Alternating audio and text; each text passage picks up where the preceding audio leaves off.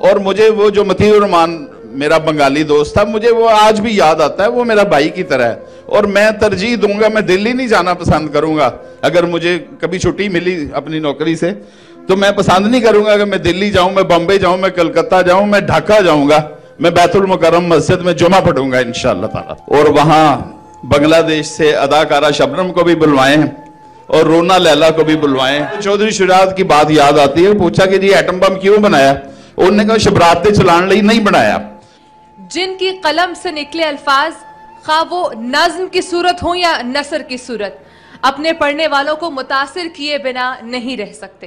ان کی تحریر ہو یا پھر ان کی شخصیت، دونوں میں ایک چیز مشترک ہے اور وہ ہے شائستگی. آپ سب کی بھرپور تالیوں میں خطاب کی دعوت دینا چاہوں گی جناب محمد مظفر صاحب کو. بسم اللہ الرحمن الرحیم. کامران عثمانی صاحب، آپ کا بہت بہت شکریہ. آپ نے مجھے ان نوجوانوں سے ملوایا. شروع میں میری آپ سے درخواست ہے کہ آئندہ جب آپ اس طرح کا فنکشن کریں تو وہ الحمرہ ہال 3 میں نہیں کرنا، وہ الحمرہ ہال 1 میں کریں. اور وہاں بنگلہ دیش سے اداکارہ شبنم کو بھی بلوائیں اور رونا لیلا کو بھی بلوائیں، کیونکہ ہماری 20-25 سال پہلے کی فلموں میں وہ دونوں گانے بھی گاتی رہی ہیں اور اداکاری کے جوہر بھی دکھاتی رہی ہیں.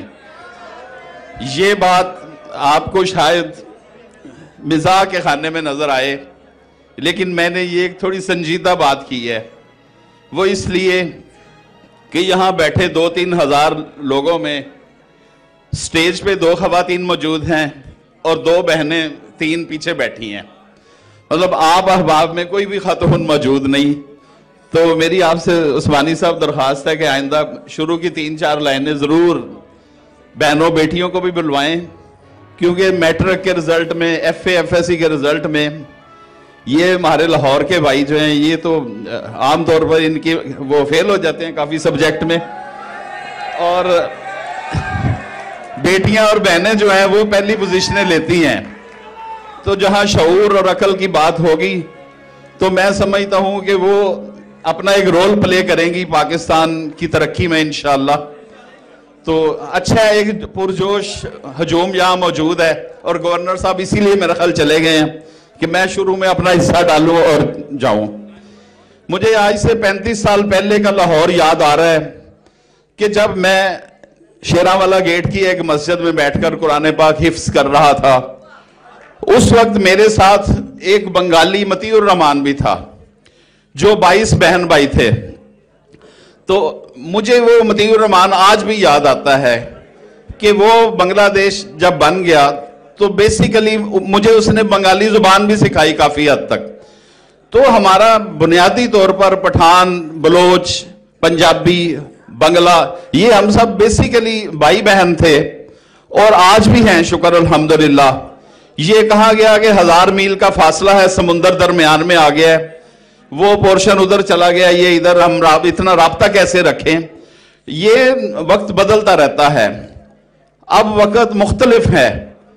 اب وہ ہزاروں میل کے فاصلے جو ہیں، ایک دور میں صحافت میں ہمیں پڑھایا جاتا تھا آئیڈیاز ہیو لیگز، آئیڈیاز جو ہیں وہ چل کے جاتے ہیں. پھر ہمیں بتایا گیا نو، آئیڈیاز ہیو ونگز، آئیڈیاز کو پر لگ گئے ہیں. اب ایک یہاں کا آئیڈیا اڑ کے وہ گیا، لیکن اب انٹرنیٹ کے آ جانے سے اب آئیڈیاز جو ہیں وہ آپ کے ایک کلک پہ موجود ہیں. کمپیوٹر کا ایک کلک جو ہے وہ آپ کو کہیں سے کہیں لے جاتا ہے. آپ یہاں کمپیوٹر آن کرتے ہیں، آپ اس کو دباتے ہیں، وہ سب سے پہلے کینیڈا میں کھلتا ہے، جا کے وہاں آپ لنک ہوتے ہیں، اس کے بعد آپ پوری دنیا کے ساتھ رابطے میں آ جاتے ہیں.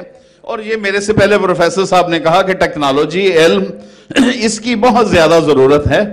اور یہ اب نہیں ہے کہ ہم مفتی بانی کے ڈر سے بنگلہ دیش والے علیحدہ سے رہیں، اور اس طرح کے سازشی معاملات جو ہوئے، جنہوں نے ہمیں جدا کیا، جنہوں نے ہمیں علیحدہ کر کے رکھ دیا، اب وہ نہیں ہے. اب نوجوانوں، میرے سینکڑوں خواتین و حضرات بنگلہ دیش میں میرے ساتھ لنک میں ہیں. تو میں سمجھتا ہوں کہ انہیں پاکستان کے بارے میں اتنی ہی فکر ہے جتنی ہمیں اپنے شہر، اپنے ملک کے بارے میں فکر ہے. تو یہ اب बिल्कुल प्रोफेसर साहब ने ठीक कहा है कि बहुत जल्द वो वक्त आ जाएगा कि जब ये सारे मुस्लिम ममालिक इनका एक ये मजबूत ग्रुप बन जाएगा। लीडरशिप तो है इस वक्त, लेकिन उनको कोई पता नहीं सपोर्ट नहीं करता। उस्मानी साहब उम्मीद है ये जिम्मेदारी निभा रहे हैं और आइंदा इनमें तेजी भी लेके आएंगे कि ये एक ग्रुप बन सकता है। और ये मैंने एक दफा मजीद निजामी साहब से पूछा, मैंने कहा सर ये एटम बम की बजाय अगर कोई और काम हो जाए, उन्होंने मुझे कहा कि तेनू नहीं पता, तेनू आने वाला वक्त दसेगा कि एटम बम कितना जरूरी सी। तो मैंने कहा जी कैसे? उन्होंने कहा ਜਿਹੜਾ दुश्मन है ना साडा इंडिया, ये ਤੁਹਾਨੂੰ जीण नहीं देना इन्हें। उन्होंने कहा ਤੁਹਾਡੇ ਨਾਲ इन्हें पंगा लई रखना है कोई ना कोई। वो मैंने देखा, मतलब मुझे चौधरी शुजात की बात याद आती है। पूछा कि जी एटम बम क्यों बनाया? उन्होंने कहा शबरात चलाने लई नहीं बनाया। तो बात यह है कि ये जरूरी था, जिस तरह अंग्रेज के जाने के बाद उनका था कि हम यहाँ पे जो है वो टोटल बदला लेंगे, हम जो मुगलों ने यहाँ हुकूमत की ये वो सारा एक सिलसिला था। साजिशी तो है ना वो लोग, वो तंग नजर हैं। हिंदू जो है वो एक नैरो माइंडेड उनकी पॉलिसी। मस्जिद जो है वो खुली चीज है, 5 दरवाजे होते हैं, आप जिधर से मर्जी आए जाएं, आप वहां नमाज पढ़ें, सब पढ़ें, छोटा बड़ा।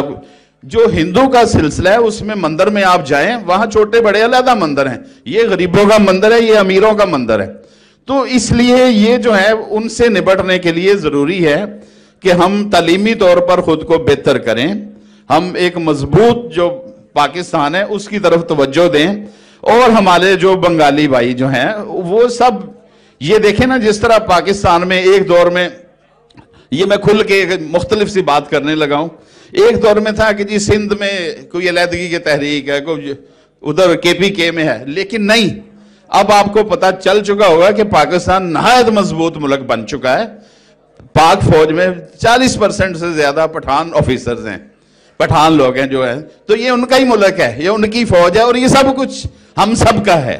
सिंधी बलोच है, वो मेरी एक भाभी बलोच हैं, मतलब मेरा एक ही भाई है, हमने उसकी शादी बलोच खातून से की है, तो हमारा उनसे बेतहाशा अच्छे था। आगे हमारे बच्चे जो है, हमारी शादियां पठानों में हो रही हैं, उनकी मतलब बेटियां हमारी बेटियां, तो ये रिश्ते हो रहे हैं। तो ये अब वो नहीं है कि ये अलहदा है, ये अलहदा है, वो अलहदा है। अब ये एक पाकिस्तान है, मजबूत पाकिस्तान। तो इसके लिए जरूरी है कि हम सब, मतलब ये जो उस्मानी भाई या इस तरह के दीगर तंजीमें जो कर रही हैं काम, तो हमें वो जब मुस्लिम लीग का क़याम अमर में लाया गया तो वो ढाका में हुआ था सब कुछ। बड़ी देर तक जो है उस सारे काम को ढाका से स्टार्ट किया गया था, इसलिए ये उनका बहुत ज्यादा शेयर था मशरकी पाकिस्तान वालों का इस पाकिस्तान बनाने में। तो ठीक है, अब वो एक अपनी आज़ादी को रखते हुए, सामने रखते हुए अलहदा से हम इकट्ठे होकर चल सकते हैं। और मुझे वो जो मतीउर रहमान मेरा बंगाली दोस्त था, मुझे वो आज भी याद आता है, वो मेरा भाई की तरह है। और मैं तरजीह दूंगा, मैं दिल्ली नहीं जाना पसंद करूंगा। अगर मुझे कभी छुट्टी मिली अपनी नौकरी से तो मैं पसंद नहीं करूंगा कि मैं दिल्ली जाऊं, मैं बम्बई जाऊं, मैं कलकत्ता जाऊं, मैं ढाका जाऊंगा, मैं बैतुल मुकर्रम मस्जिद में जुमा पढ़ूंगा इंशाअल्लाह ताला। खुदा हाफ़िज़।